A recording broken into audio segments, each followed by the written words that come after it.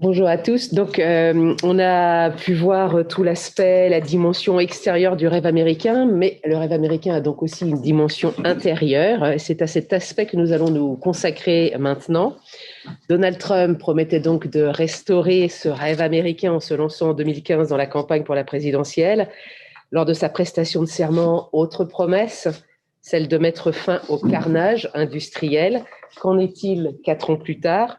Alors, dans cet atelier travail, nous allons aborder ces 4 points avec Donna Kesselman. Bonjour. Nous verrons si Donald Trump a été, comme il l'annonçait lui-même, le plus grand président pour l'emploi que Dieu n'ait jamais créé. Nous aborderons aussi avec Nicole Herzog, bonjour, l'exceptionnalisme à l'envers avec les morts du désespoir. Donald Trump a décrété en octobre 2017 l'état d'urgence face à la crise des opioïdes. Et vous nous direz donc quelles sont aussi les implications de la pandémie de la Covid actuelle sur cette crise antérieure des opioïdes. Dans le cadre du rêve américain, l'éducation a longtemps été synonyme d'ascenseur social. Vous nous direz, Laurie Béraud, si c'est toujours le cas. Et puis nous allons donc commencer par la question migratoire. Olivier Richomme, bonjour. Bonjour. Donc, c'est un lien entre la dimension extérieure et la dimension intérieure de ce rêve américain. Donald Trump présente donc l'immigration comme la source du déclin de l'Amérique. La question qui se pose, c'était dans l'introduction du livre, une introduction signée par Laurie Kenton, de savoir si les restrictions à l'immigration imposées par Donald Trump sont une entrave au rêve américain de ces migrants qui aspirent à une vie meilleure, ou bien si c'est un moyen de protéger cette Amérique rêvée. Alors, Olivier Richomme, vous êtes maître de conférence à l'Université de Lyon 2. Dans votre chapitre, on voit que l'immigration reste une problématique incontournable dans le Trumpisme. Exactement. Et je pense qu'on ne peut pas définir le Trumpisme ou parler de la présidence Trump sans parler de la question de l'immigration. En fait, même si on revient aux sources, on se rend bien compte que Donald Trump a commencé sa carrière en politique par cette question avec le Birther Movement et ensuite, début de campagne. Et même maintenant, quand je demande aux étudiants qu'est-ce que vous retenez de la présidence Trump, la première chose qu'on me dit, c'est le mur qu'il n'a pas construit, le mur qui était déjà là, mais on a fait un élément de rhétorique de la campagne dès le début. Ensuite, même dans les élections de mi-mandat, on se souviendra de la caravane, alors qu'on avait pourtant un bilan économique qui pouvait avoir un certain intérêt, mais non, on a encore réutilisé cette même image de l'immigrant et du danger, et donc on a joué sur les peurs. Et puis, il y a un fil conducteur tout au long de cette présidence. Il y a Maud tout à l'heure qui nous disait que Mike Pompeo était resté le plus longtemps. Moi, je dirais que c'est Stephen Miller qui est resté le plus longtemps. Et donc, en fait, quand on regarde qui est venu, parce qu'en fait, c'était une coquille vide, qui est venu qui a pris possession, on va dire, de cette coquille vide, eh bien, en particulier, on voit qu'il y a des gens qui étaient très intéressés par la question de l'immigration. Voilà, même on peut parler de Steve Bannon dès le début, des gens qui ont joué un rôle très important dans le message et donc dans la symbolique. Alors symboliquement, on a des choses très importantes sur cette idée du rêve américain et de ce qu'on veut faire de l'Amérique avec un changement, on va dire un retour plutôt à des choses que l'on connaît en fait, que les historiens connaissent. On a l'impression que Donald Trump est un retour à un mouvement qu'on appelle nativisme aux États-Unis, donc des rhétoriques qu'on a déjà rencontrées plusieurs fois au cours de l'histoire américaine. Donc, on a un peu cette histoire qui se répète. Donc, pas quelque chose de très nouveau, mais quelque chose qui est quand même profond aux États-Unis, qui revient régulièrement.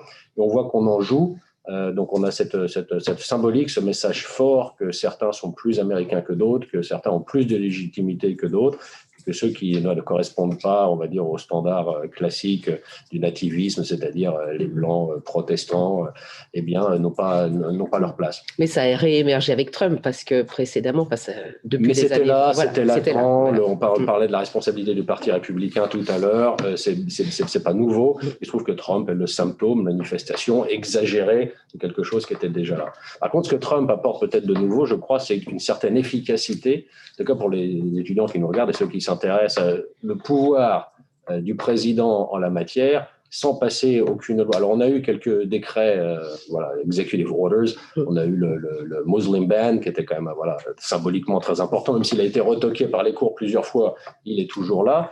Mais on a surtout ce pouvoir de l'État administratif, où là, on voit que simplement en contrôlant l'exécutif, on arrive à changer fondamentalement les politiques migratoires aux États-Unis. On sait que d'un point de vue législatif, il n'y a rien qui se passe, mais là, on a un exécutif très fort qui, d'un point de vue symbolique, envoie des messages très forts, mais qui aussi utilise tout son pouvoir administratif pour changer les lois de l'intérieur, voire défaire certaines de l'intérieur. Et là, on a quelque chose de très intéressant, c'est qu'on voit que les États, notamment ceux qui sont contrôlés par les démocrates, freinent les cas de fer et redécouvrent les joies du fédéralisme, où on avait plutôt les États du Sud, à partir des années 60, qui refusaient la déségrégation et donc qui utilisaient la souveraineté des États. Là, on voit que les États démocrates utilisent les mêmes armes et freinent des cas de fer. On a un rapport de force entre l'État fédéral et les États fédérés qui est très intéressant à suivre d'un point de vue institutionnel et qui ouvre plusieurs fronts de crise et plusieurs procès très intéressants à suivre. Et puis enfin, je ne veux pas non plus faire trop long parce que je vais laisser la parole à mes collègues et puis aux questions. On a l'État fédéral qui est absent sur la question de l'immigration. On a des États fédérés qui répondent de la façon dont ils peuvent et qui sont très tentés de légiférer justement parce qu'on a ce vide, parce que ça fait des années qu'on demande est-ce qu'il y ait une grande réforme de la question migratoire aux États-Unis, de l'immigration. Et en fait, l'État, à cause de la polarisation et de différents thèmes dont on a parlé, qu'on a abordé jusque-là, s'avère incapable. Et donc, on a les États fédérés qui essayent d'embrayer, qui essayent de passer soit des projets législatifs, soit des citoyens qui essayent de prendre, on va dire, le sujet à bras-le-corps. Et donc, on a un pays qui est extrêmement tendu sur cette question migratoire à tous les étages qu'on le regarde, notamment à cause de l'incurie du Congrès et au rôle de l'exécutif. Alors maintenant, pour faire vite et pour être sûr que j'en parle, il y a un point qui me semble intéressant, qui aurait dû être moins controversé en fait et qui reste au cœur de la campagne. Alors, on parle très peu en fait de la question migratoire, je trouve, lors de cette élection. Pourtant, c'était vraiment au centre de l'identité de l'administration Trump. Et pourtant, il y a un point essentiel qui reste en suspens et qui concerne un grand nombre d'Américains. Et quand vous parliez de la question du rêve américain, on a non seulement la question du est-ce que le rêve américain est encore, mais on a même un message inverse qui est presque une trahison vis-à-vis des jeunes qui sont entrés aux États-Unis en étant mineurs, qui donc ne peuvent pas être responsables, on va dire, ne sont pas des criminels parce que ce sont leurs parents qui les ont amenés. La question des dreamers, puisque c'est l'expression consacrée qui fait référence à un projet de loi qui s'appelle le Dream Act. Et donc, on a une politique DACA qui était passée par Barack Obama. Encore une fois, un décret. Encore une fois, le président, l'exécutif qui essaye presque à la limite de légiférer à la place du Congrès. On l'a accusé d'essayer de légiférer, même si le programme a été considéré constitutionnel par les cours fédérales. On a un programme qui, quand même, protège 800 000 jeunes qui ne sont pas américains, mais qui les protègent de la déportation, mais ils ont tout, presque, on va dire, ils ont vécu aux États-Unis, ils ont souvent, ils parlent la langue, ils étaient à l'école, certains travaillent, légalement ou illégalement, et on a 800 000 personnes à qui on a promis que s'ils sortaient de l'ombre, on les protégerait et qu'on ne les renverrait pas dans un pays qu'ils ne connaissent parfois même pas. Et là, on a un président Trump qui aurait eu l'occasion en signant un autre décret, allant à l'inverse, se débarrasser de DACA, qui pour des questions politiques ne le fait pas, notamment parce que ça serait très impopulaire, je pense. En plus, il n'aime pas trop, il aime bien faire porter le chapeau aux autres. Donc, il a laissé le Department of Homeland Security essayer de s'en défaire. Les cours fédérales ont dit que ce n'était pas la façon de procéder. Et donc, il pourrait, sauf que techniquement, c'est très difficile. 800 000 personnes. En pleine pandémie, vous aviez des associations qui disaient bah oui, mais on a dans ces 800 000 personnes, on a des infirmiers qui sauvent la vie des Américains tous les jours. On ne va pas les renvoyer chez eux maintenant. Mais cette question va revenir. En fait, ce que j'essaie de dire, c'est que la question de DACA, la question notamment… Alors, ça devrait être moins controversé parce que ce n'est pas une question qui me semble… mais c'est pour vous montrer à quel point la question de l'immigration, même sur ce point-là, même sur le point des mineurs qui sont venus amenés par leurs parents et donc ne peuvent pas être jugés comme responsables ou criminels, contrairement à ce que disent les républicains pour les parents qui, eux, ont enfreint la loi, donc on ne peut pas les récompenser et tout ça. Même ce point-là est devenu un point d'achoppement extrêmement fort.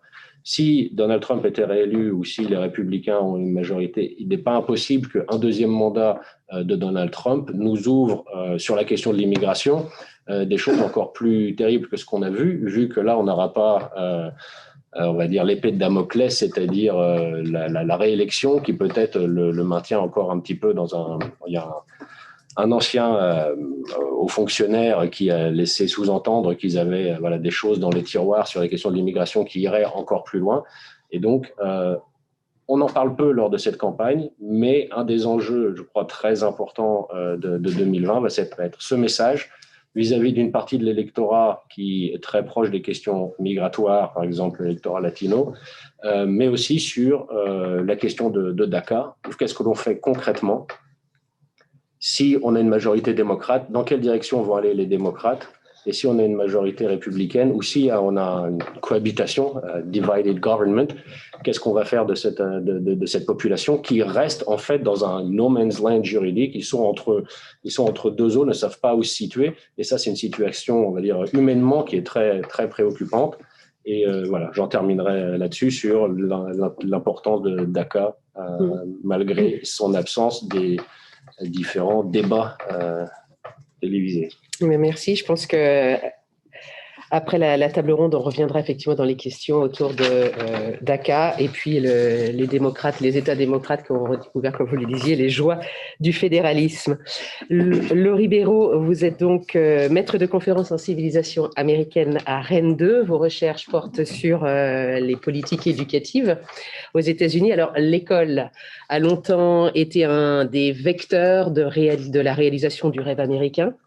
La question qui se pose aujourd'hui est donc de savoir si cette machine à éduquer fonctionne encore. C'est un secteur, comme vous l'expliquez dans votre chapitre, en sous-financement, qui n'offre plus les mêmes chances à tous les enfants, où l'État s'est désengagé, où le libéralisme, l'État veut le libéraliser pour le sortir du marasme. Donald Trump, comme la ministre de l'Éducation, ont manifesté un soutien à cette idée controversée du libre choix de l'école. Et ce que vous me disiez avant cet atelier, c'est que la prochaine nomination à la Cour suprême de la juge Amy Coney Barrett pourrait avoir des incidences à long terme sur ce secteur.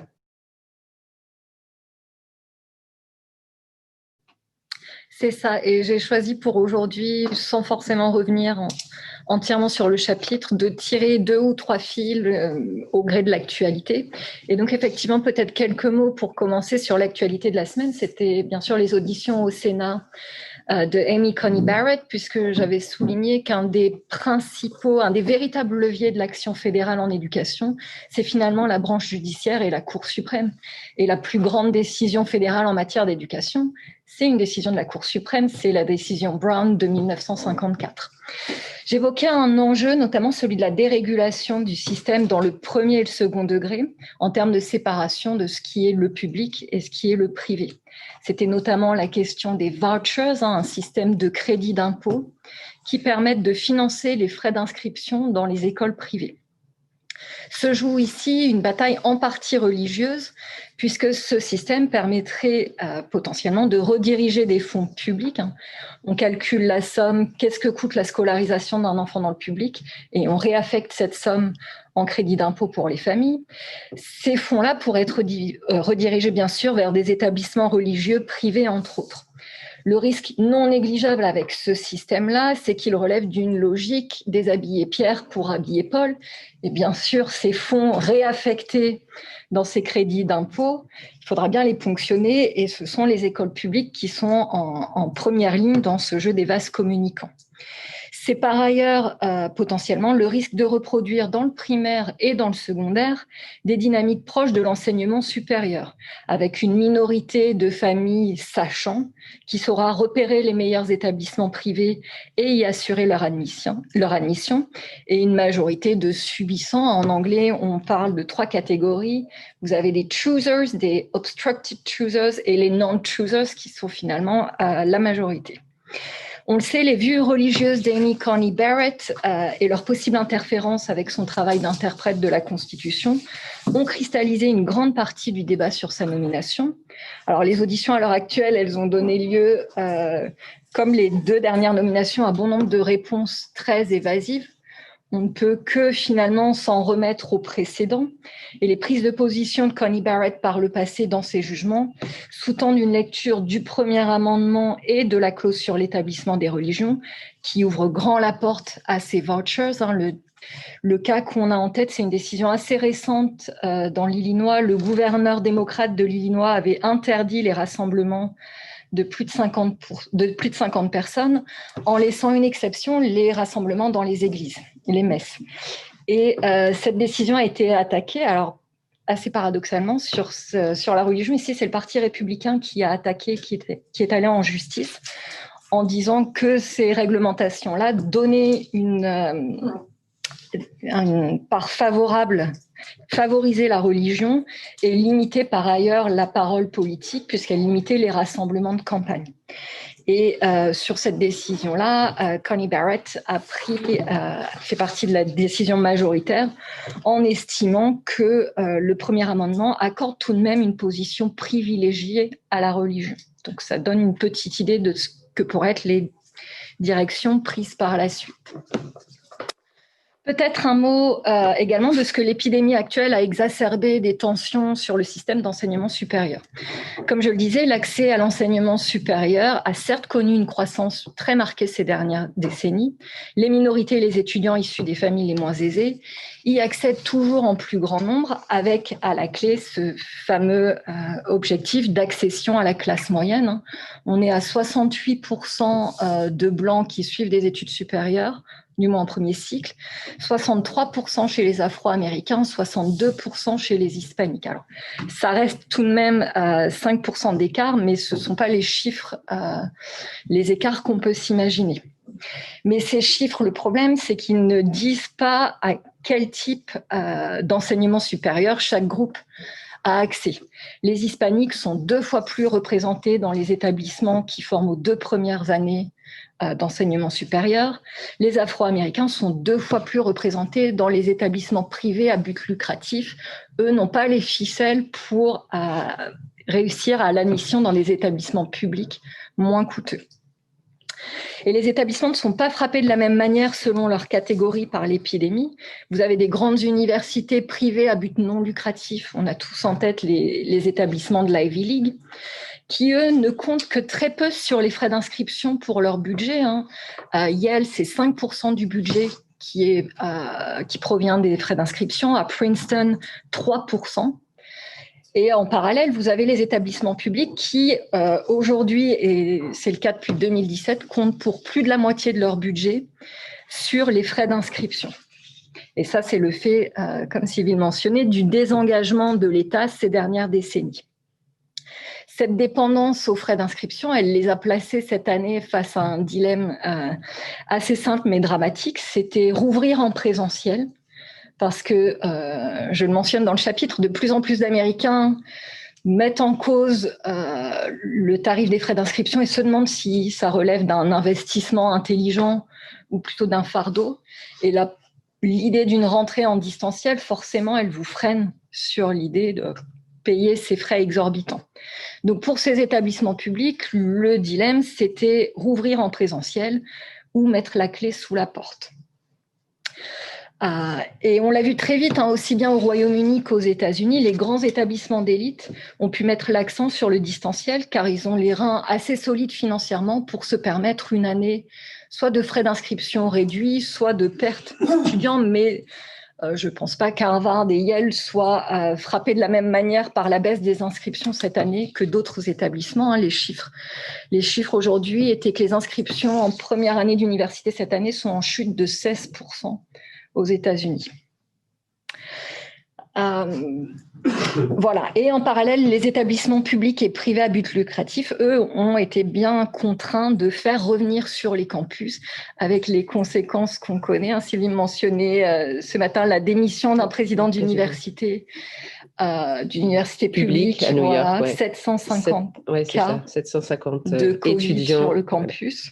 Testés positifs et donc il a démissionné. Oui, et on retrouve là un système d'enseignement supérieur bien stratifié qui, au lieu de niveler les écarts et les inégalités sociales, ne fait que les reproduire. Et on sait que les minorités et les citoyens les plus pauvres ont été touchés de manière disproportionnée par l'épidémie. Et l'université n'a fait que reproduire ce fossé-là. Pour terminer, quelques mots des enjeux du scrutin du 3 novembre. Qu'est-ce qui est en jeu ? Alors, on a d'un côté du ring Donald Trump. Alors, si vous avez eu l'occasion de faire un tour sur son site de campagne, c'est assez limité dans les promesses et les réalisations. C'est très, très concis. Donc, son accomplissement majeur, tel qu'il le présente sur son site, c'est l'avancée du libre choix des écoles. Et on peut vraiment dire que dans ce domaine, on a pour une fois, du côté de Donald Trump, une présidence qui n'a pas été disruptive. Il n'a fait que rester dans une trajectoire qui est celle dans laquelle les États-Unis sont engagés depuis les années 90. Et c'est une trajectoire de laquelle Barack Obama n'avait absolument pas dévié. Donc, on peut tout au plus peut-être le taxer d'avoir poussé le modèle à son paroxysme, mais fondamentalement, en éducation, Donald Trump est un orthodoxe qui n'a pas perturbé le système de manière significative. Maintenant, qu'est-ce qu'on peut attendre de Joe Biden et des démocrates ? Et peuvent-ils, eux, relancer la machine de l'école, de l'intégration sociale et de la réduction des inégalités ? Alors, la pierre angulaire du programme de Biden en éducation, elle repose sur une institution qui est vraiment la version moderne de la Little Red Schoolhouse qu'on avait au 19e siècle. Et pour lui, ce sont les community colleges. Alors, pour situer, les community colleges, ce sont des établissements généralement plus petits, des établissements de proximité moins sélectifs. Les community colleges publics ont un taux d'admission de 99%. Des établissements plus accessibles financièrement, mais qui ne préparent qu'à un diplôme qui sanctionne les 2 premières années de premier cycle, l'Associate's Degree. Alors, ce choix de Biden, il n'est pas complètement étonnant puisqu'il est l'époux de Jill, qui est une enseignante d'anglais dans un de ces petits community colleges de l'Amérique toute proche. Alors, le programme de Biden sur ce front, il est plus modeste que ce qu'annonçait Bernie Sanders. Biden, lui, il annonce la promesse pour tout Américain de pouvoir étudier gratuitement pendant 2 ans dans un de ces community colleges, là où Sanders ne mettait pas de restrictions de temps et de restrictions sur les établissements. Alors en soi, c'est une promesse généreuse. Ça fait un peu de Biden l'héritier de Roosevelt et de son GI Bill qui, au lendemain de la Seconde Guerre mondiale, avait permis aux vétérans de rejoindre en nombre les bancs de l'université. D'autant que ces diplômes en 2 ans, qui sont un petit peu nos équivalents français du BTS et du DUT, sont vraiment des voies d'accès vers la classe moyenne. Mais soyons honnêtes, on a un petit peu un système rustine. Ça ne règle pas la stratification et les écarts criants d'accès aux universités publiques et aux grandes universités de recherche privée. C'est d'une certaine manière la promesse d'accéder à la classe moyenne, mais vraiment la toucher du doigt. On a plusieurs braquets et là, c'est accéder au premier rang de la classe moyenne, mais ne nous en voulons pas. C'est par ailleurs une promesse qui semble assez incertaine puisqu'elle nécessiterait d'une part une majorité démocrate au Congrès et d'autre part la coopération des États puisque dans le plan de Biden, l'État fédéral prendrait en charge 75% des frais d'inscription avec un reste à charge pour les États fédérés de 25%. Alors, le contexte actuel risque de ne pas faciliter les choses, sachant que les revenus des États fédérés aux États-Unis proviennent pour les 2 tiers des impôts sur le revenu et des sales tax, l'équivalent de la TVA, le climat économique de 2020 ne se prête absolument pas à un effort financier du côté des États qui ne peuvent de toute façon pas se permettre un tel effort, même au niveau primaire. Je mentionnais dans le chapitre des écarts de financement selon les États. L'État qui distribue le moins d'argent aux élèves du primaire et du secondaire, c'est l'Utah. C'est quelque chose de l'ordre de 7 000 $ par an, là où New York met 24 000 $ par an sur les élèves. L'Utah avait annoncé très fièrement début d'année que c'était la grande année 2020, plus 6% au budget. Et puis là, patatras, vous comprenez, les recettes ne sont pas ce qu'elles sont cette année. On laisse tomber. Voilà. Enfin, l'éducation, je le mentionne, c'est un domaine privilégié des États fédérés et ça n'est vraiment pas typiquement un domaine sur lequel un président va engager son capital politique. On peut donc être très prudent sur les chances de réalisation de cette promesse de campagne. Mais on sent quand même que ça répond à un enjeu clé de cette campagne pour les démocrates, qui était celle de la reconquête des électeurs séduits en 2016 par cette promesse de restauration du rêve américain du candidat Donald Trump et cette promesse de pouvoir toucher du doigt l'accès à la classe moyenne. Voilà. Merci, Le Rivero. On va passer au monde du travail avec vous, Donna Kesselman. Alors, je le disais en ouverture de cet atelier, on a donc eu Donald Trump annonçant lors de sa prestation de serment qu'il allait mettre fin au carnage industriel. Donc, tout ça avec une doctrine, America First, et puis des outils qu'on a pu voir lors du premier atelier, les tarifs douaniers, la renégociation des accords de libre-échange. Donc, ce message était bien sûr destiné à ces ouvriers, notamment de la Rust Belt, qui ont vu au cours des dernières années leur salaire stagner, le chômage, les conditions de travail se détériorer. Ils avaient donc été sensibles à cette promesse de Donald Trump de rendre sa grandeur industrielle aux États-Unis. Donc, vous qui êtes professeur à l'université Paris-Est Créteil, quel est le bilan à l'issue de ces 4 ans? Donald Trump, l'héritier milliardaire, a-t-il réussi à être le président du plein emploi?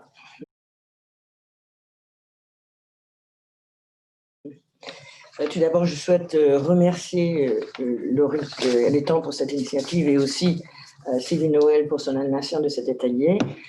Bon, en gros, quel est l'enjeu des élections de 2020 en matière de travail et d'emploi?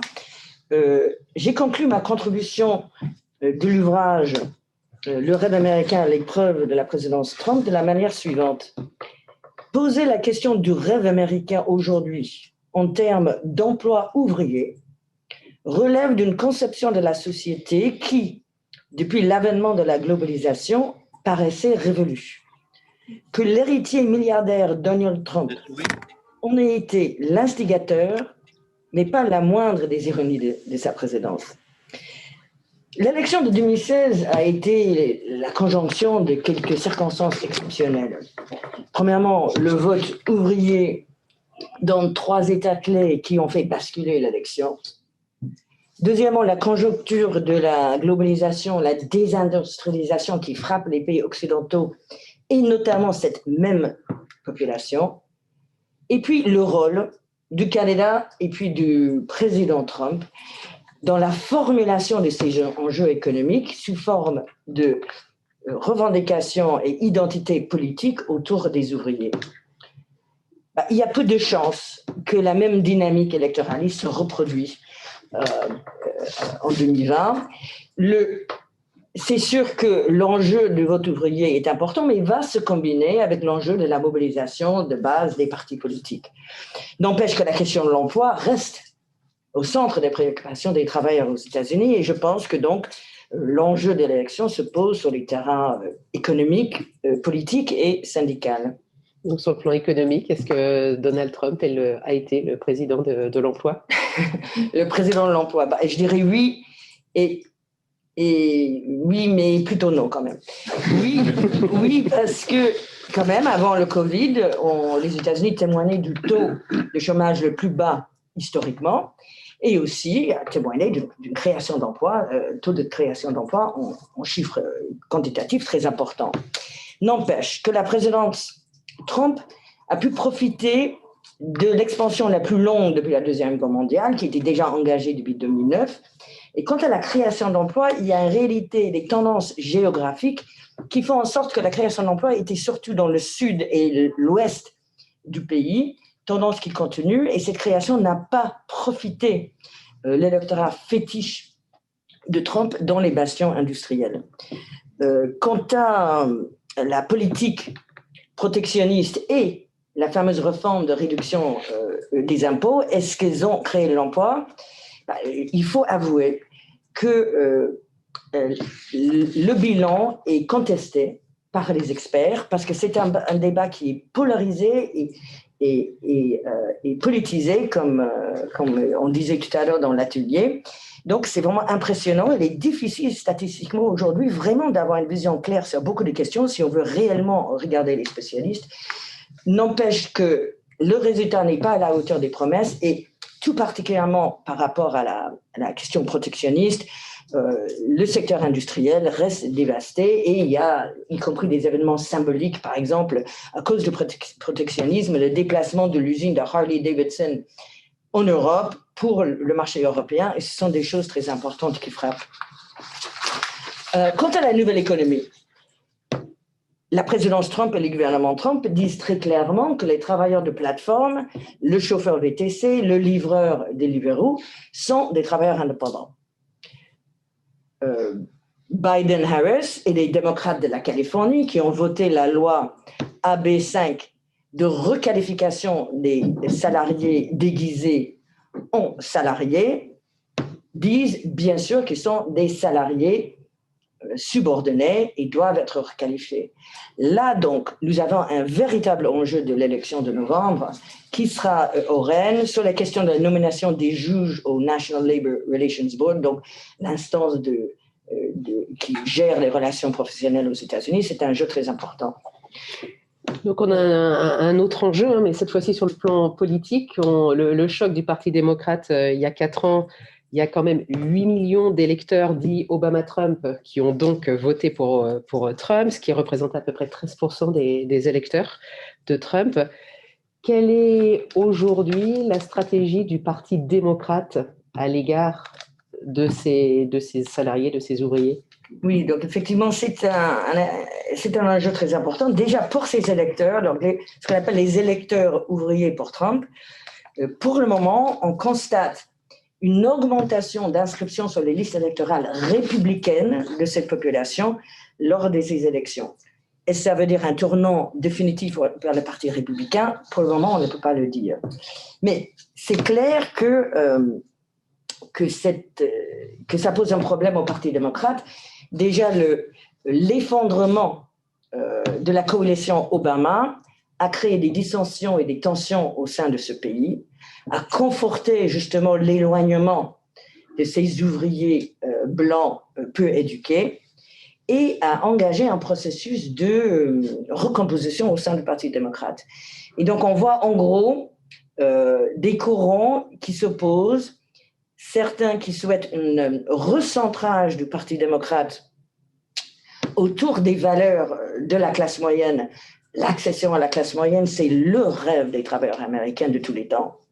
Et puis d'autres courants qui veulent mettre la priorité sur la défense des intérêts sociétaux et identité sociétale notamment, défense des femmes, des minorités ethno-raciales et sexuelles, etc. Et de point de vue démographique, il faut dire que cette dernière catégorie représente une partie de plus en plus importante du Parti démocrate. Et on se souvient en 2016, parmi les syndiqués, si la direction des syndicats avait appelé à voter Hillary Clinton, la base n'avait pas toujours suivi. Donc il y a ce lien très fort entre syndicats et Parti démocrate. Qu'en est-il aujourd'hui de ce lien? Oui, alors justement, le lien entre le Parti démocrate, alliance historique, il faut comprendre combien d'argent viennent des syndicats vers le Parti démocrate. C'est le contributeur le plus important. Les fameux travailleurs militants de base et syndicalistes qui font la porte-à-porte pour le Parti démocrate, c'est un lien très important. N'empêche que les syndicats sont divisés de la même manière que le Parti démocrate. 6 syndiqués sur 10 sont soit des femmes, soit des membres des minorités ethno-raciales. Donc, c'est une crise, et cette crise a débuté en fait sous Obama, lorsque Obama a renoncé à sa promesse de réformer la procédure de syndicalisation très, très compliquée et de le rendre plus favorable aux syndicats. Dans leur programme, Biden-Harris reprennent à leur compte cette réforme avec force et donc disent qu'ils vont le réintroduire s'ils sont élus. Mais même dans le cas où ils sont élus, disposeront-ils d'une majorité assez importante pour pouvoir passer une telle loi? Et il faut le dire, historiquement, le Parti démocrate n'est pas fidèle à ses promesses électoralistes au mouvement syndical.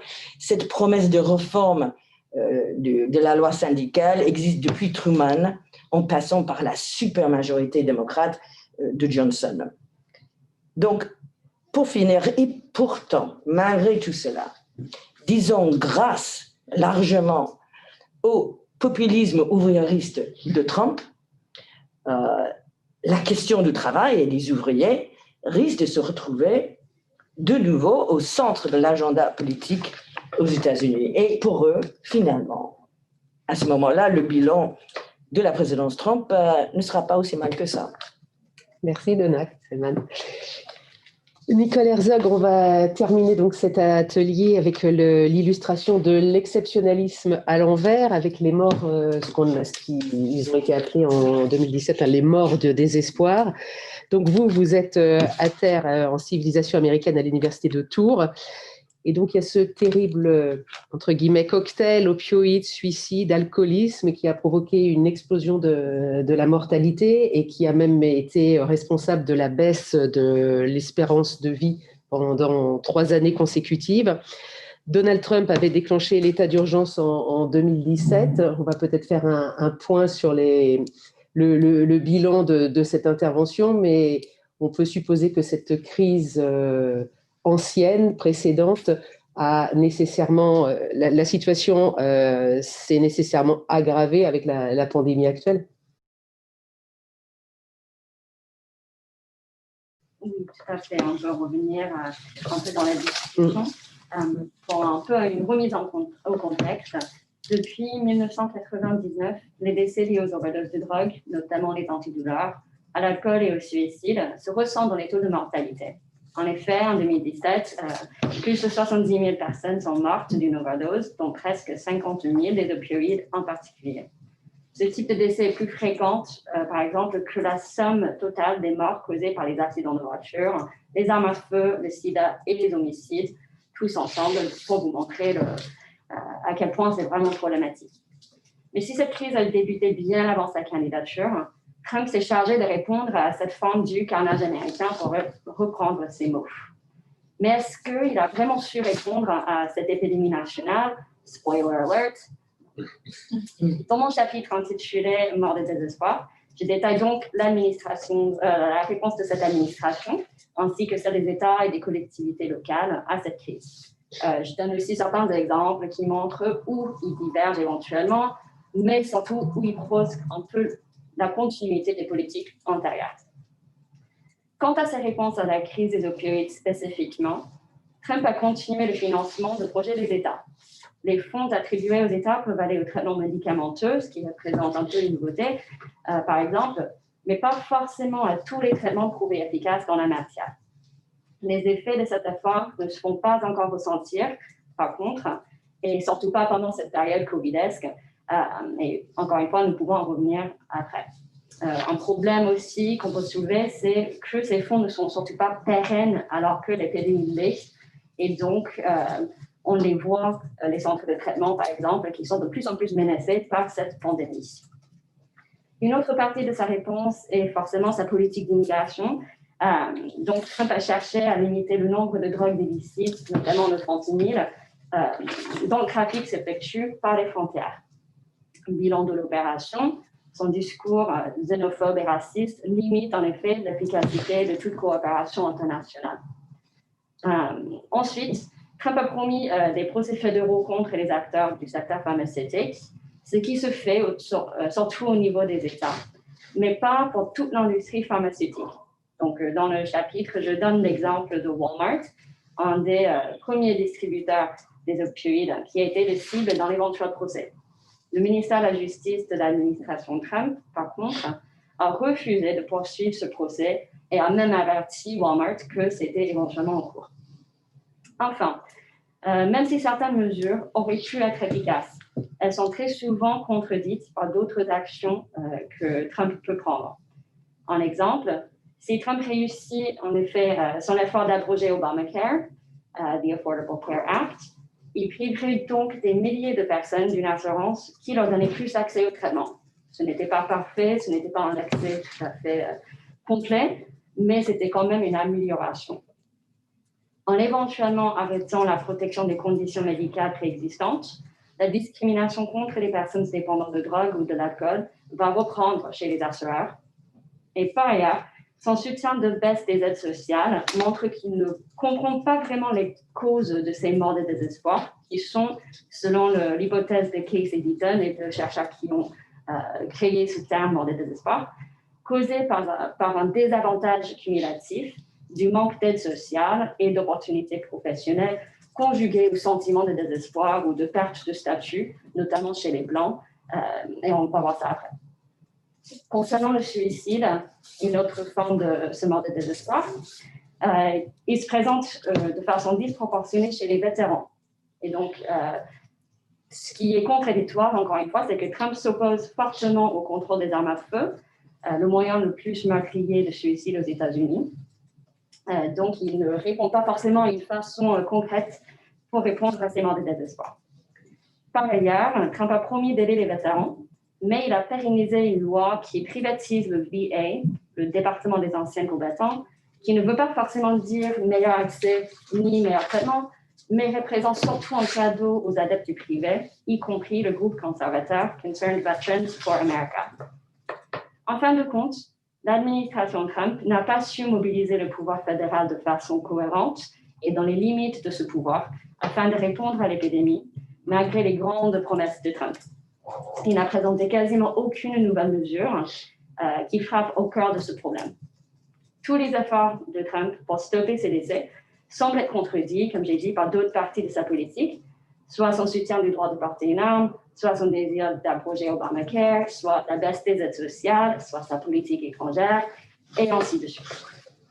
Et enfin, si cette épidémie a attiré autant l'attention de Donald Trump, c'est parce que, statistiquement, elle a frappé les Blancs le plus fortement. En effet, les taux de mortalité chez les Blancs ont grimpé entre 1999 et aujourd'hui, même si la crise des opioïdes, l'alcoolisme et le suicide touche très sévèrement les Amérindiens et les personnes noires aussi.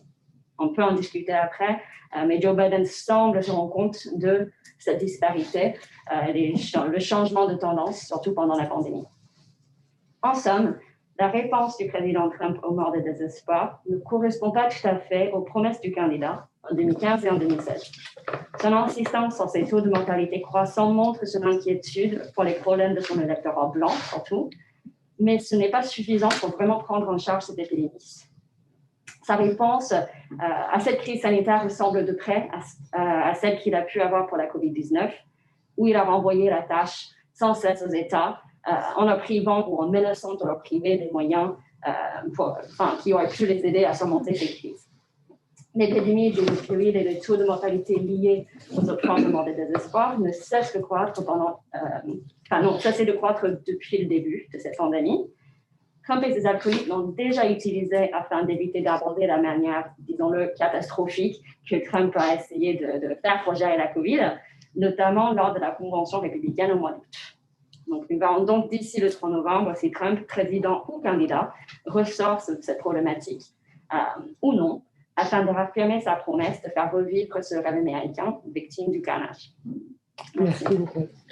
Bon, c'est le moment des questions. Est-ce que, comme pour le premier atelier, vous avez des réflexions sur les interventions des uns ou des autres Moi, je suis assez intriguée par une chose, c'est que finalement, comme tu signalais au début, La question de l'immigration, c'est celle qu'on retient en premier lieu du programme de Trump, de son bilan.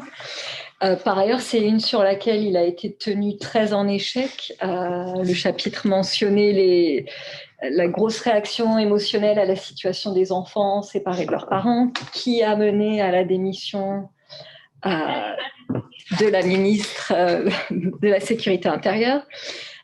C'est aussi le recul sur la DACA. Qu'est-ce qui fait que finalement les démocrates n'utilisent pas davantage cet aspect du bilan Trump dans cette campagne? Exactement, c'est qu'est-ce qu'il faut leur dire. Ils devraient. Non, c'est que les démocrates pensent que c'est pas la meilleure stratégie. Et notamment, on voit que le pays est quand même divisé sur la question migratoire. Et je pense que en fait, c'est Trump qui est. Alors, il peut y avoir plusieurs. Il y a le fait qu'il y a la pandémie qui occupe beaucoup de monde. Et il y a le fait qu'il a peut-être aussi trouvé un aspect qui, d'après lui, serait peut-être plus à même de motiver son électorat, qui est un peu joué. Tu parlais de la nomination à la Cour suprême, qui est vraiment au centre, de tout. Mais je pense que les démocrates sont timides sur la question de l'immigration parce qu'ils pensent que ça joue en faveur de Trump. Parce qu'il y a quand même un fond, il y a un certain pourcentage de la population qui reste quand même très, très, très ouvert à l'idée de s'isoler, de fermer, de construire un mur, et que certains sont moins légitimes que d'autres, et qu'en pleine pandémie, et qu'en pleine, il n'y a déjà pas de boulot, on ne va pas faire venir des étrangers. On a vu qu'avec la pandémie, il a passé ça vraiment facilement. On va fermer les vannes parce qu'ils viennent prendre le boulot des Américains, alors que bien sûr les chiffres montrent que ce n'est pas ça. Et donc je pense que les démocrates ne sont pas persuadés que ça joue en leur faveur. Ce qu'ils vont essayer d'utiliser plutôt, c'est ce qu'ils devraient, je pense, c'est la réforme de la santé, qui là paraît être vraiment, avec la pandémie, qui est l'un des plus porteurs. Et donc, une idée, un message, je pense qu'ils vont matraquer, ils devraient, sur la réforme de la santé, les dangers de perdre l'assurance santé en pleine pandémie si les républicains passent, plutôt que de remettre sur la table quelque chose qui quand même divise la population. Ça a été leur angle d'attaque lors des auditions de la juge, je pense. Au Congrès, lors de la commission judiciaire. En fait, Trump, son héritage, c'est quoi? Ça va être quoi sur le long terme? C'est les juges. Et donc là, il y a un enjeu extraordinaire. Et les Hispaniques, justement, tiraillés entre les deux centres d'intérêt religieux catholiques d'une part et la question de l'immigration. Ouais, alors pas forcément que catholiques, parce qu'en fait, il n'y a pas beaucoup de... Enfin, ils sont 50%, mais pas de catholiques chez les latinos. Il y a beaucoup d'évangélistes. Ça rejoint la question que tu soulevais tout à l'heure, c'est qu'en fait, qu'est-ce qu'il leur donne, Trump? La liberté religieuse à l'école. Pour les catholiques, pour les évangéliques, c'est primordial. Et donc, on a une espèce de solde de 30% qui ne bougera pas tant que Trump leur donnera ACB, tant que Trump leur donnera liberté religieuse à l'école. C'est la raison principale pour laquelle ils voteront pour le Parti démocrate. Et après, il y a quand même tout le reste. Et donc, ça fait quand même un gros pourcentage de latinos qui sont perdus pour le Parti républicain sur le moyen terme. Et ça, c'est une catastrophe pour le Parti républicain. Une aubaine pour le Parti démocrate. S'ils avaient réussi à activer un petit peu, on va dire, l'aspect pratique des choses sur le vote, inscription sur les listes électorales, faire que les gens aillent voter. Le problème, c'est que les latinos votent déjà peu en temps normal, mais alors en pleine pandémie, là, on est vraiment dans une situation très, très compliquée au niveau de l'aspect électoral, de prédire.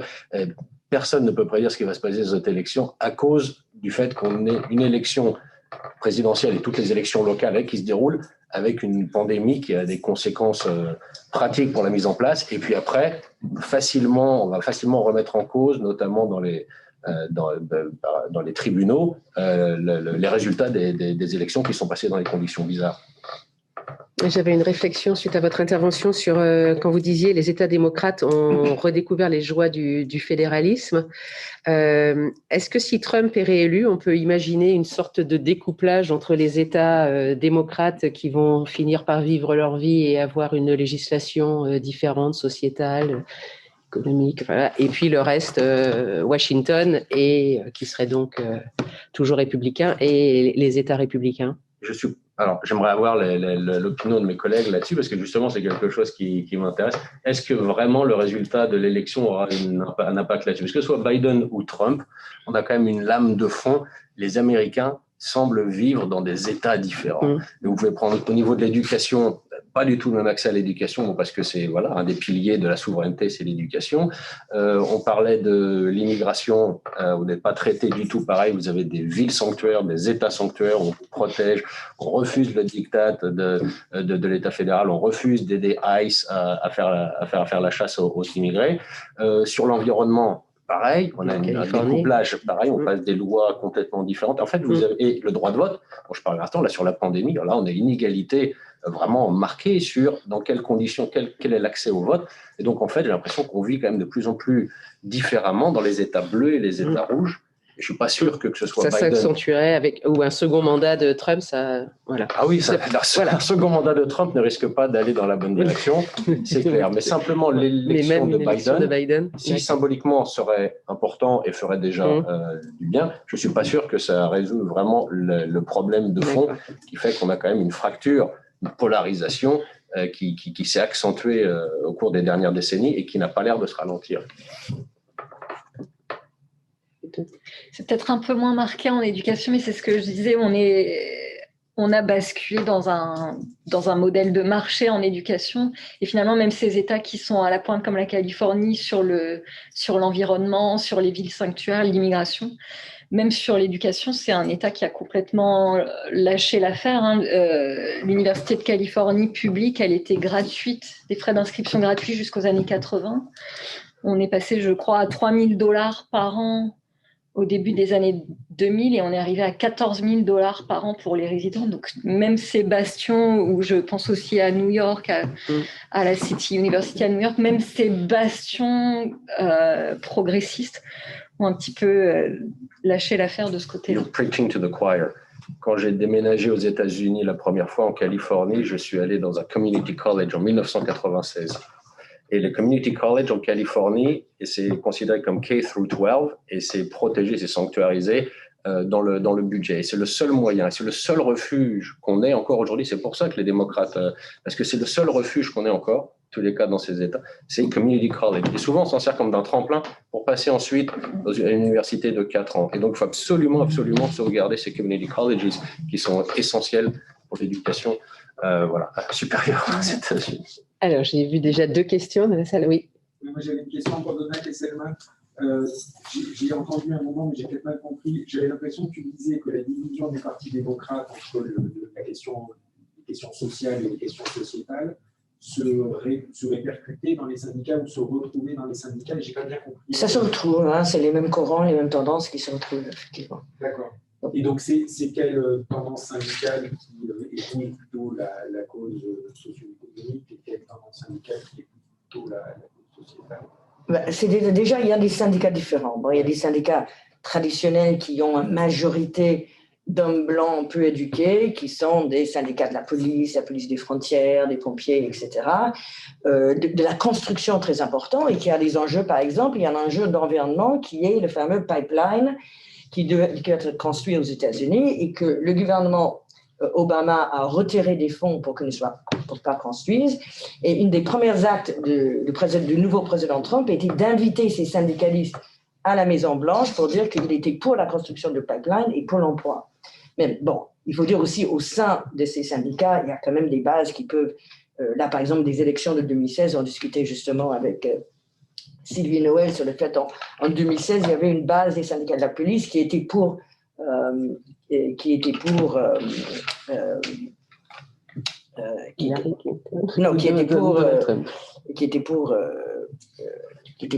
comment ça s'appelle? Non pas Clinton, mais Bernie Sanders, bien sûr. Ah d'accord. Bernie Sanders, mais à l'époque, effectivement, parce que Bernie Sanders a été les seuls à mettre en avant les revendications des travailleurs au sein du Parti démocrate. Mais lors des primaires démocrates de 2000, Biden avait pris le vote ouvrier à leur compte. Donc, il peut y avoir bien sûr une base plus progressiste, mais il tend à avoir des syndicats. Cela dit, il y a d'autres syndicats qui sont très mélangés. Vous avez des syndicats automobiles, les syndicats dans l'industrie, où justement, il y a énormément, c'est très mélangé de point de vue ethno-racial. Et donc, il y a dans ces États, donc c'est là l'électorat ouvrier pour Trump, dans les usines qui rejoignent aussi l'électorat rural. Et ça, c'est vraiment un problème pour le syndicalisme, parce qu'à ce moment-là, y compris par rapport aux élections, c'était difficile pour le syndicat de savoir qui il fallait soutenir. Donc, il y a une vraie rupture de ce point de vue-là, y compris au sein des syndicats. Il y a une question en fait par Zoom qui en fait serait une sorte de suite pour Donna, donc je vais me permettre de la lire, qui est: peut-on espérer une réforme du processus de syndicalisation si Biden est élu? Ben, justement, je pense avoir répondu rapidement à cette question-là. Moi, je pense qu'il y a peu d'espoir. Hein. Le Parti démocrate, depuis 1948, fait des promesses aux syndicats pour la révision de la procédure syndicale. En gros, c'est très complexe, mais ça serait un système où il suffit, parce que là, il y a plusieurs phases pour pouvoir se syndicaliser. Ça serait donc la simple fait qu'une majorité des syndiqués signent une carte, et s'ils signent pour la syndicalisation, ils pourraient se syndicaliser sans plusieurs procédures. Bon, moi, je dirais qu'il y a peu de chances historiquement, mais c'est vrai que maintenant, il y a une telle momentum et une telle demande que peut-être la question sur l'ordre du jour. Mais il ne faut pas sous-estimer l'importance et la puissance du monde de l'entreprise, des lobbies de l'entreprise, le pouvoir conservateur. Notre collègue Jean-Christian Vinel écrit sur la question de l'importance du lobby conservateur dans le travail dans les entreprises. Quand on regarde par exemple le ballot issue, donc le référendum le plus cher de l'histoire qui a lieu en Californie aujourd'hui, le fait que les compagnies de la nouvelle économie ont mis 80 millions pour cette ballot issue qui dépasse largement tous les autres partis, et y compris utilisent leurs fichiers de clients pour faire de la publicité. Les entreprises ont un tel moyen de pression, et c'est comme les entreprises qui financent les partis politiques. Moi, je pense qu'on peut toujours avoir de l'espoir, mais c'est pas entre le programme et la réalisation, la voie semble longue. Oui, j'avais trois petites questions, mais je me posais sur l'éducation, la question de la dette, en fait, la dette étudiante notamment, qui à mon avis va exploser. Enfin voilà, c'est un truc qui est en train de... 1500, 1 milliard. Voilà, c'est la deuxième dette derrière les emprunts immobiliers devant la dette à la consommation. Voilà, on peut peut-être voir si ça peut être un enjeu, ou en tout cas, et notamment parce qu'il me semble que chez la génération étudiante, c'est quand même, il y a des gros changements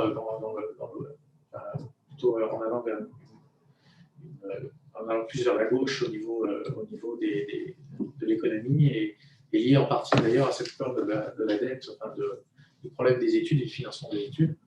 Je me posais aussi sur l'immigration, Olivier, il me semble, et je ne suis pas sûr que les sondages montraient qu'en fait, avant Trump, ce n'était pas le sujet numéro un des gens dans leur préoccupation, et que bon, là, on regarde, c'est devenu assez rapidement après. Est-ce que ça serait l'effet du fait d'en parler de la manière dont ça a été évoqué d'ailleurs, ou est-ce que c'était vraiment un problème de fond qui simplement n'était pas bien mis en avant et qui était déjà là, cette préoccupation qui s'est faite notamment aux alentours de 2016 à la suite de la campagne. Et puis j'avais une dernière question aussi sur Donna, je pensais au Wisconsin, ce qui m'a étonné, c'est qu'il y avait eu quand même une opposition avec Scott Walker sur le collective bargaining, etc., où les syndicats ont été extrêmement affaiblis. Et c'est étonnant qu'il n'y ait pas eu, que le vote ouvrier, qu'il n'y ait pas eu, en tout cas qu'une partie du vote ouvrier ait quand même voté Trump. Ou alors c'est pas déplacé aussi en partie, parce qu'on sent sans doute que Hillary Clinton allait être élue, mais est-ce que il semble quand même que dans le Parti républicain, il y a vraiment cette volonté d'affaiblir les syndicats. Et en quoi, qu'est-ce qui explique que les ouvriers ne seraient pas plus motivés? Est-ce que c'est aussi que les syndicats ne sont plus tellement écoutés en fait par les travailleurs? Oui, la crise du syndicalisme, c'est quand même un sujet vaste. Hein. Dans le Wisconsin, n'oublie pas, c'était la remise en cause des syndicats publics. Et donc, l'idéologie, il y a toute une étude très intéressante sur comment Walker a utilisé la même idéologie que Trump, d'ailleurs dans les mêmes termes, contre le public, contre les services publics, et y compris comment c'était pris dans le public. Les syndicalistes nantis, etc., qui ont montré, y compris, que les retraites, les travailleurs du service public étaient plus élevés que l'ouvrier de base, etc. C'était vraiment une opération terrible. Et comme tu dis, dans un État traditionnellement si progressiste que le Wisconsin, c'est aussi l'air du temps. Et comme on a discuté dans l'atelier précédent, et aussi ce mouvement vers une pensée conservatrice qui est dans un pays de plus en plus polarisé. Cela dit, encore une fois, dans les États décisifs, c'était seulement quelques milliers de voix qui ont fait tourner les élections. Pour ce qui est de la question de la dette, on est sur une question sur laquelle tout le cynisme du système actuel ressort. Hein. Je le disais, les Afro-Américains sont très surreprésentés dans les établissements privés à but lucratif, et donc ce sont eux qui s'endettent le plus dramatiquement parce que eux n'ont pas accès aux établissements où les frais seraient un peu moins chers ou doivent se cantonner aux community colleges. Effectivement, c'est un sujet porteur pour la gauche américaine, et Bernie Sanders, alors c'est pas que du flair, je pense qu'il y a des vraies idées et un vrai combat, mais il a bien senti l'aspiration de cette jeune génération des millennials écrasée par le fardeau de la dette. Ce que je trouve intéressant dans le programme de Joe Biden, c'est que sa façon de formuler son programme, c'est répondre à l'attente, et Donald le disait dans son chapitre, la désindustrialisation, elle a laissé sur le carreau beaucoup de ces ouvriers qui sont arrivés au lycée et pas après. Et la façon dont Joe Biden tourne les choses, c'est du travail, il y en a, et le chômage affecte pas tant les gens diplômés avec 1 ou 2 ans d'études. Et donc, c'est vraiment la façon dont il présente ce grand plan sur les community colleges, c'est permettre à ces ouvriers qui ont été déclassés de sortir la tête de l'eau et de toucher du doigt ces emplois de la nouvelle économie où on n'a plus tant besoin de bras. Hein. Tous ces emplois ont été décimés depuis 2008. Mais leur dire, voilà, tout n'est pas perdu. Et c'est une façon, c'est aussi pour moi une idée de reconquête de ces électeurs Obama-Trump qu'on espère devenir des Trump-Biden, c'est leur dire par l'éducation, vous n'êtes pas oubliés. Si je me permets d'ajouter, par l'idée d'élargir l'accès à l'éducation, ça va finalement avoir une influence sur les taux de mortalité, puisque, en effet, Casey Biden ont soulevé le fait que ces personnes mourant de ces causes étaient moins éduquées. Et donc, il y avait toute la question d'éducation, et puis après, quels emplois les attend après ces 2 ans de community college. Là, c'est peut-être quelque chose qui évolue. Donc, effectivement, tout ça est évolué. Et il restait, oui, c'est mon tour. Je ne sais pas à quelle étude tu fais référence. Les sondages, si on parle d'immigration légale, immigration illégale, est-ce qu'on parle du regroupement familial que maintenant on appelle chain migration? C'était là. Alors, est-ce que c'est parce que Donald Trump est allé un peu plus loin dans la rhétorique? Oui, mais je rappelle que la dernière réforme de l'immigration avec amnistie et légalisation, c'était en 1986. Ça fait des décennies qu'on essaye de passer ça. Le DREAM Act, la première fois qu'il a été introduit, c'était en 2001. C'est pas nouveau. La militarisation de la frontière, c'était sous Bush. L'amalgame entre terrorisme et immigration à la frontière mexicaine après le 11 septembre, c'était sous Bush. Qui c'est qui a essayé de passer une réforme de l'immigration massive? C'est Bush. Et qui c'est qu'il avait sa majorité? Qui c'est qui l'a bloqué? Ce sont ses collègues républicains.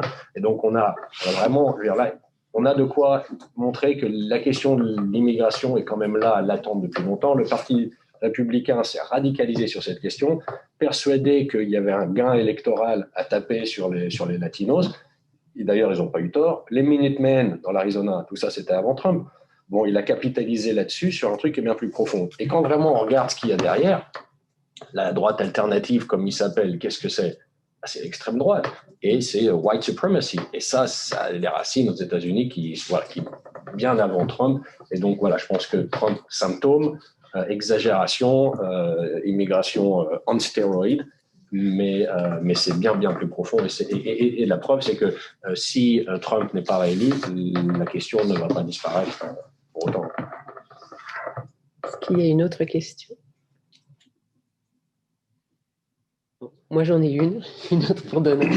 Les syndicats, moi, je lis beaucoup de choses autour des syndicats avec où il y aurait des électeurs démocrates et républicains. J'ai vu le chiffre de 30% de syndiqués étant républicains.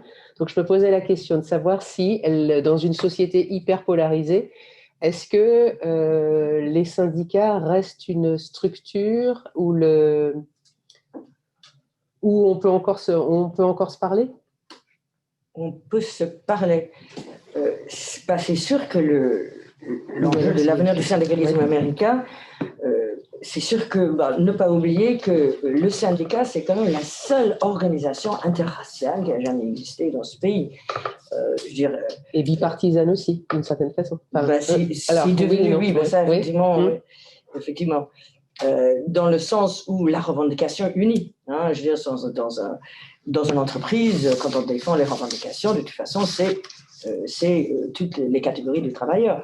Ne pas oublier que pour déjà un syndiqué américain gagne 13 à 15% de plus en matière de salaire et protection sociale, pour les minorités ethno-raciales, c'est 20 à 30%. Donc c'est énorme, ils tiennent beaucoup à l'organisation syndicale. Alors effectivement, c'est tout l'enjeu du syndicalisme américain, de rester des organisations syndicales, mais effectivement, étant donné cette alliance historique du syndicalisme avec le Parti démocrate, c'est vraiment un enjeu. Il y a une base du syndicalisme, et quand je dis base, dans les derniers congrès du syndicat, quand je dis base, c'est beaucoup dire, parce qu'il n'y a pas énormément de base dans un congrès de la AFL-CIO, n'empêche qu'il y a eu des motions pour l'indépendance politique, pour rompre cette alliance systématique en soutien des partis démocrates et pour dire qu'on soutiendra les candidats qui vont répondre aux candidats aux intérêts ouvriers. Donc ça aussi, c'est quelque chose de très intéressant qui se passe et j'en conviens, votre question est fondamentale. Est-ce qu'il y aura une nouvelle scission syndicale? Est-ce que ces syndicats à majorité blancs, hommes et blancs, il n'y a pas de raison, ils peuvent très bien quitter la AFL-CIO et aller aux Teamsters, parce que n'oubliez pas, depuis 2005, les Teamsters, par exemple, sont restés en dehors de la Confédération syndicale. Pour le moment, je n'ai pas lu ce genre de choses, mais je vous remercie de votre question. Effectivement, l'unité de la Confédération se pose en relation avec ces enjeux politiques, c'est certain. Oui. Est-ce que je peux ajouter quelque chose? C'est qu'il y a syndicats et syndicats. Oui. Syndicats dans le secteur privé, il n'y a plus grand-chose, mais après, dans le secteur public, vos 30% de républicains, ils sont où? C'est dans la police? Je serais curieux d'avoir pour voir d'où ils sont, où est l'affiliation partisane. Je posais la question parce que j'ai lu effectivement plusieurs fois 30%, mais j'ai pas de détails, donc c'est pour ça que je vous posais la question parce que. Et voilà. Donc a priori, c'est pas un chiffre général. Énormément.